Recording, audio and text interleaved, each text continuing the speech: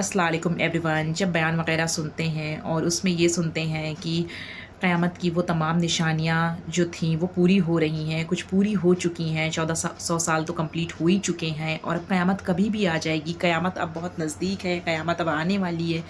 तो ऐसा लगता है कि नहीं, इतनी भरी दुनिया है, इतना जल्दी ये सब कुछ कैसे ख़त्म हो जाएगा? नहीं, अभी दुनिया और चलेगी, अभी और मोहलत मिलेगी। लेकिन ये कैंसर, डायबिटीज़ और हार्ट अटैक, ये ऐसी बीमारियां हैं कि लोग ऐसे पटर-पटर मर रहे हैं। इन्हें देख कर के, इन बीमारियों को देख कर के तो ऐसा लग रहा है कि वाक़ई क़यामत तो आने ही वाली है। मैं अपने तमाम भाइयों और बहनों से यही कहना चाहती हूँ, जो लोगों के दिमाग में ये चलता है कि जब बूढ़े हो जाएँगे तो नमाज़ें पढ़ लेंगे, जब बूढ़े हो जाएँगे तो अल्लाह से तौबा कर लेंगे, गुनाहों में मुब्तला रहते हैं, जो मर्ज़ी आता है करते रहते हैं, बस इस चीज़ पे के भरोसे बैठे रहते हैं कि जब बूढ़े हो जाएँगे तो ये सब कुछ छोड़ देंगे, अभी तो हम जवान हैं, अभी तो हम चाहे जो करें। तो अब इस सोच को बदलें, अल्लाह से तौबा करें और जितना जब जब तक जितना हो सके जवानी में इबादत कर लें, क्योंकि अब तो बूढ़े होना नसीब होगा भी कि नहीं ये तो कुछ कहा ही नहीं जा सकता है ना।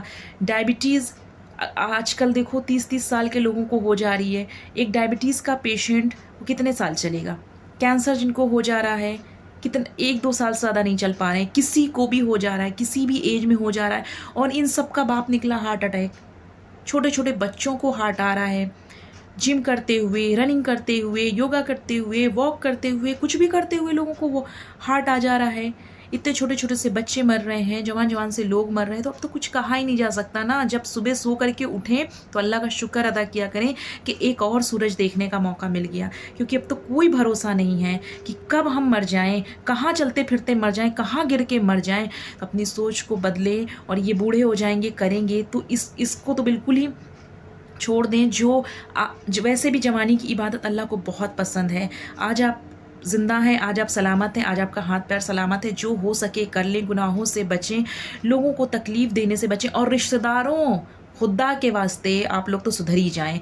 हर इंसान परेशान है रिश्तेदारों से, लोग क्या कहेंगे, वो लोगों की बातें, वो लोगों के ताने, भैया इन सब चीज़ों से बाहर निकलो। बस रिश्तेदारों ने ना तो एकदम पागल करके रखा है। आजकल देखो, औरतों की मंडली में बैठ के तो देखो, बस वो इतने लाख रुपए लगाया घर बनाने में, इतने लाख रुपए लगाया बेटी की शादी करने में, इतने लाख रुपए लगाया बेटे को पढ़ाने में। अरे कुछ लोग तो लाख को छोड़ो करोड़ तक पहुंच जाते हैं।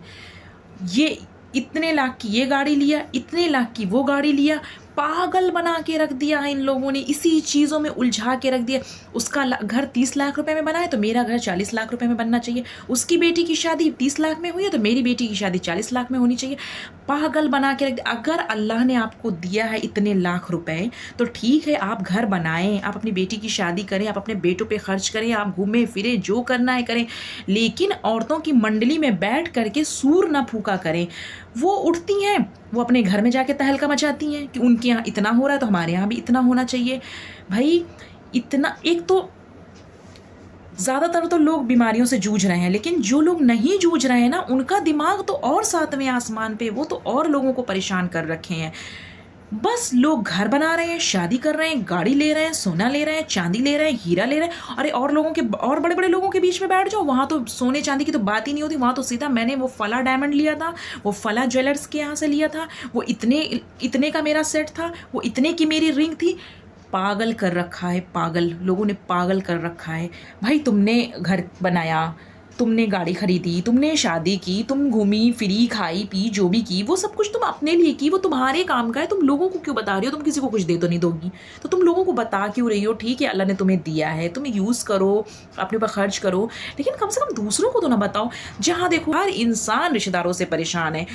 हमारे रिश्तेदार ऐसे ताना देते हैं, हमारे रिश्तेदार वैसे ताना देते हैं। अरे भैया जियो और जीने दो, और नमाज रोज़ा करो भैया, नमाज रोज़ा करो, अल्लाह से दुआ करो, ये गंदी गंदी बीमारियों से बचने के लिए अल्लाह से दुआ करो, फूंक कर पानी पियो, जो हो सके अच्छे काम करो, और जिनके घर में इन सब बीमारियों ने दस्तक दे दी है ना, उनके दिल से पूछो, और जो लोग बचे हैं वो अपने दिमाग को थोड़ा सही करें और दूसरों को